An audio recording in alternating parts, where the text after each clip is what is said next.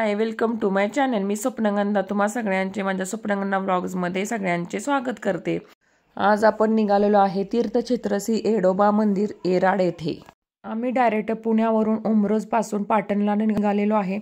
तुम्ही बघू शकता उमरज ते पाटणचा रोड किती मस्त वनराईने फुललेला आहे। मस्त अशी दुतर्फी झाडे आहेत। येडोबा मंदिर हे तीर्थस्थान पाटणपासून केवळ 5 किलोमीटर अंतरावर आहे। आम्ही आता येडोबा मंदिराजवळ पोहोचलेलो आहे। तुम्ही बघू शकताय रस्त्याच्या उजव्या साईडला तुम्हाला मंदिर दिसत असेल। येडोबा देवस्थान हे प्रसिद्ध लोकप्रिय देवस्थान आहे। या मंदिराला भेट देण्यासाठी महाराष्ट्रातील तसेच कर्नाटकातील भाविक सुद्धा या मंदिराच्या दर्शनासाठी येतात।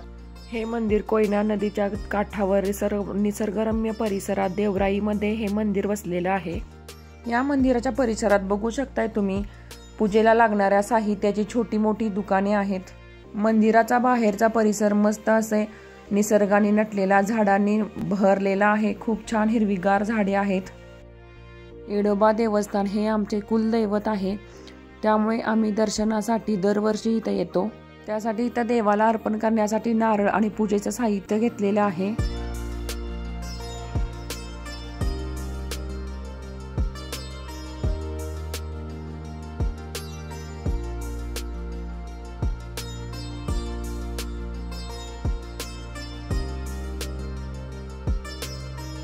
मंदिराच्या समोरील बाजू बघू शकता तुम्ही पाषाणातील मोठी अशी तुळस आहे, तसेच मी अशी पाषाणातील मोठी अशी दीपमाळा आहे आणि साईडलाच मोठा पाषाणातील नंदी आहे।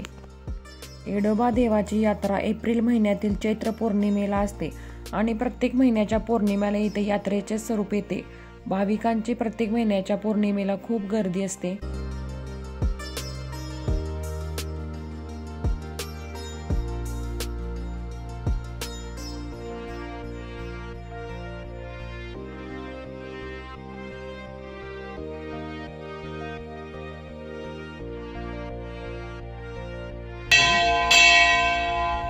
येडोबा मंदिराच्या गाभाऱ्यात प्रवेश करतात भले मोठे पुढे संगमरवरी कासव आहे।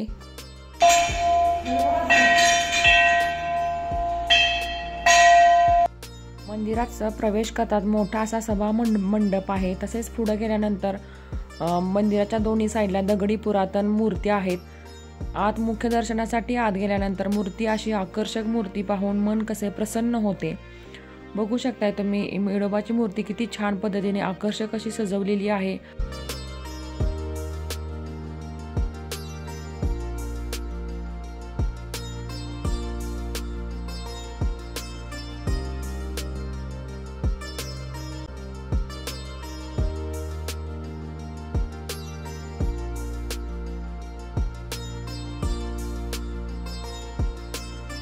येडोबाच्या गाभाऱ्यात येडोबाच्या मंदिराच्या साईडला इथं दगडी पुरातन मूर्त्या आणि भगवान श्री शंकराचं शिवलिंग आहे।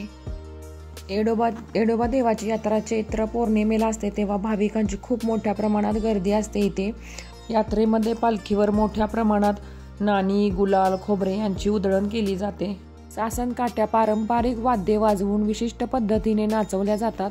येडोबाच्या नावानं चांग भलं जयघोष करत सर्व वातावरण भक्तिमय होऊन जाते। येडोबा मंदिराच्या मागील बाजूस पाठीमागे हनुमंताची सुंदर अशी मूर्ती आहे।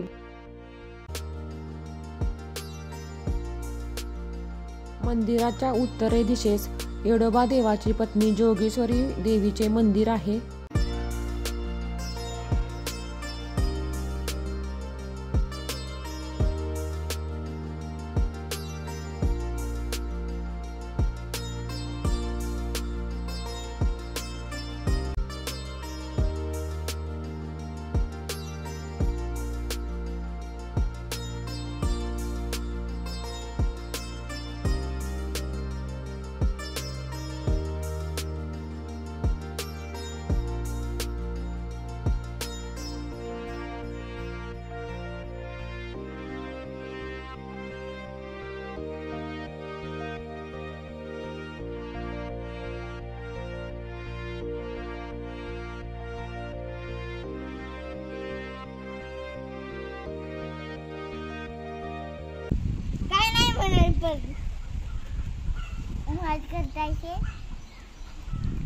पर नाही म्हणत काय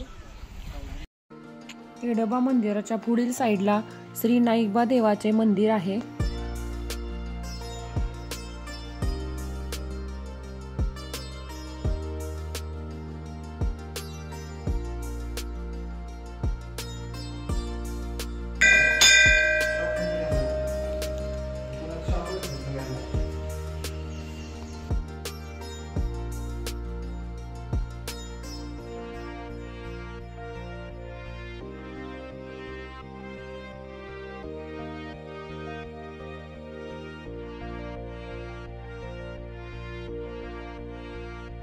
आता आमचे एडोबा मंदिराचे दर्शन झालेले आहे। मंदिराच्या शेजारी जी झाडं आहेत तिथे जांभळ, आंबा, फणस यांची भली मोठी झाडं आहेत। जांभळ झाडाला खूप लागलेली म्हणून आम्ही थोडी पाडत आहोत खायला।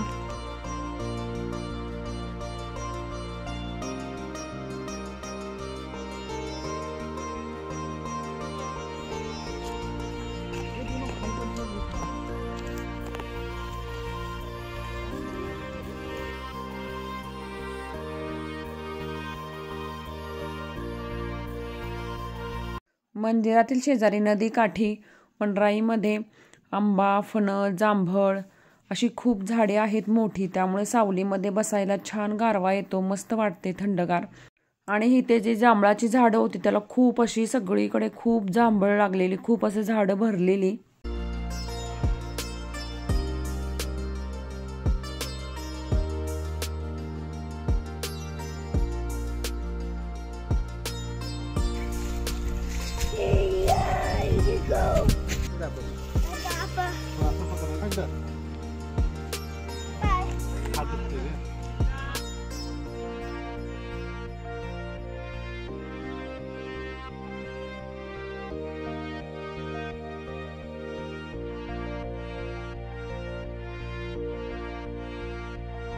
इथे बघू शकता फणसाच्या झाडाला किती फणस आलेले आहेत, खूप फणस लागलेले। अशा पद्धतीने एडोबा मंदिराचे दर्शन खूप छान पद्धतीने झालेले आहे। तुम्हाला हा व्हिडिओ कसा वाटला मला कमेंट करून नक्की सांगा। व्हिडिओ आवडल्यास लाईक, शेअर आणि सबस्क्राईब करा माझ्या चॅनेलला। बाय बाय, भेटू नेक्स्ट व्हिडिओमध्ये।